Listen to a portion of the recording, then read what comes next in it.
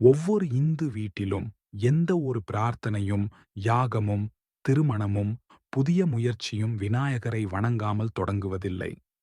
அவர் விக்னஹர்த்தா, தடைகளை நீக்குபவர் மற்றும் மங்களமூர்த்தி. ஒவ்வொரு தொடக்கத்தையும் சுபமாக்குபவர். ஆனால் இந்த சிறப்புமிக்க இடத்தை அவர் எப்படிப் பெற்றார்? இதன் பதில் ஒரு சாபத்தின் கதையில் உள்ளது.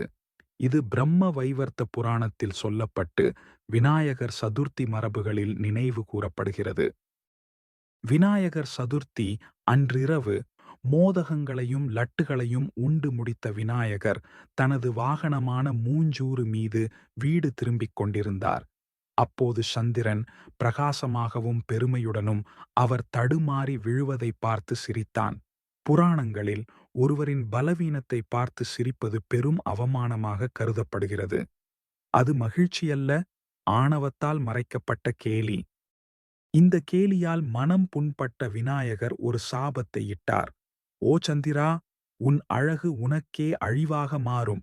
இந்த நாளில் உன்னை பார்ப்பவர்கள் அவமானத்தையும் துரதிர்ஷ்டத்தையும் சந்திப்பார்கள்." இந்த சாபம் 3 உலகங்களிலும் இடியாக ஒலித்தது. தேவர்கள் கூட அஞ்சினர். ஏனெனில் சந்திரன் இல்லாமல் வாழ்க்கை எப்படி? சந்திரன் மன்னிப்பு கேட்ட பின்னரும் மற்ற தேவர்கள் தலையிட்ட பின்னரும் தான் விநாயகர் தனது வார்த்தைகளை மென்மையாக்கினார். விநாயகர் சதுர்த்தி அன்று மட்டும் சந்திரனை பார்ப்பது அசுபமானது என்று அவர் அறிவித்தார். அது தவறான குற்றச்சாட்டுகளையும் அவமானத்தையும் கொண்டு வரும் என்றார். இன்றும் விநாயகர் சதுர்த்தி அன்று பக்தர்கள் சந்திரனை பார்ப்பதை தவிர்க்கிறார்கள். இது மூட நம்பிக்கை அல்ல. ஆணவமும் கேலியும் எப்படி துன்பமாக மாறும் என்பதையும், மன்னிப்பு எப்படி கடுமையான சாபத்தையும் தணிக்கும் என்பதையும் இது நினைவூட்டுகிறது. ஆனால் இந்த கதை சந்திரனை பற்றியது மட்டுமல்ல, இது விநாயகரை பற்றியது. சாபமிடும் சக்தி கொண்டவர், ஆசீர்வதிக்கும் சக்தியும் கொண்டவர்.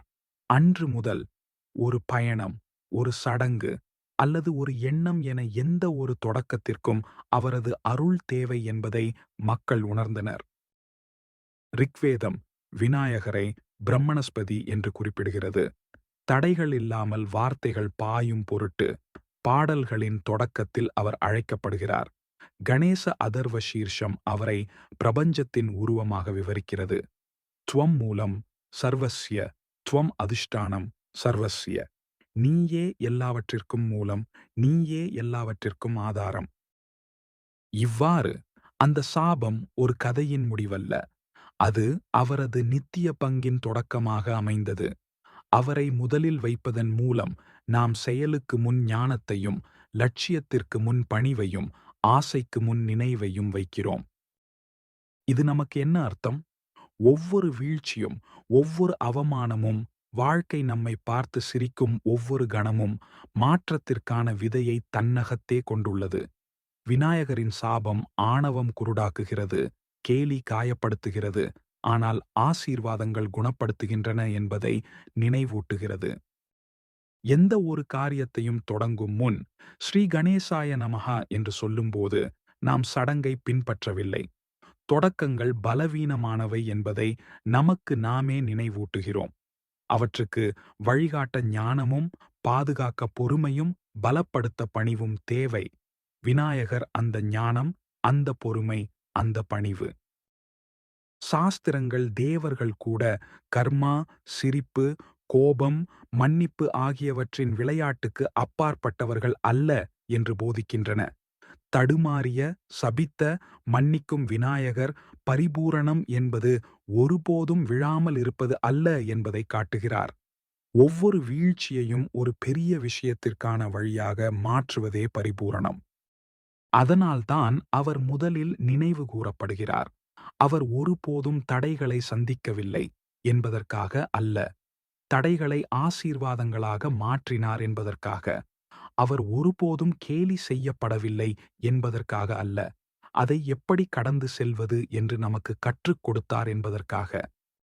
ஆகவே எந்த ஒரு காரியத்தையும் தொடங்கும் முன் நாம் அவருக்கு தலைவணங்கும் போது ஒவ்வொரு சாபமும் ஒரு ஆசீர்வாதமாக மாறும், ஒவ்வொரு வீழ்ச்சியும் ஒரு புதிய தொடக்கமாக மாறும் என்ற ஞானத்திற்கு நாம் தலைவணங்குகிறோம். வாழ்க்கை நமக்கு தடுமாறும் இரவுகளைத் தரும், சிரிக்கும் சந்திரன்களைத் தரும், ஆனால் நாம் விநாயகரை நம் இதயத்தில் சுமந்தால் எவ்வளவு கடுமையான சாபமும் மிகவும் சுபமான தொடக்கமாக மாறும். இந்த வீடியோவில் உங்களுக்கு பயனுள்ள மற்றும் சுவாரஸ்யமான தகவல்களை பகிர்ந்து கொள்ள இருக்கிறோம். வீடியோவை முழுமையாக பாருங்கள். உங்களுக்கு பிடித்திருந்தால் லைக் செய்யவும், ஷேர் செய்யவும் மற்றும் எங்கள் சேனலை சப்ஸ்கிரைப் செய்ய மறக்காதீர்கள். உங்களின் ஆதரவு எங்களுக்கு மிக முக்கியம்.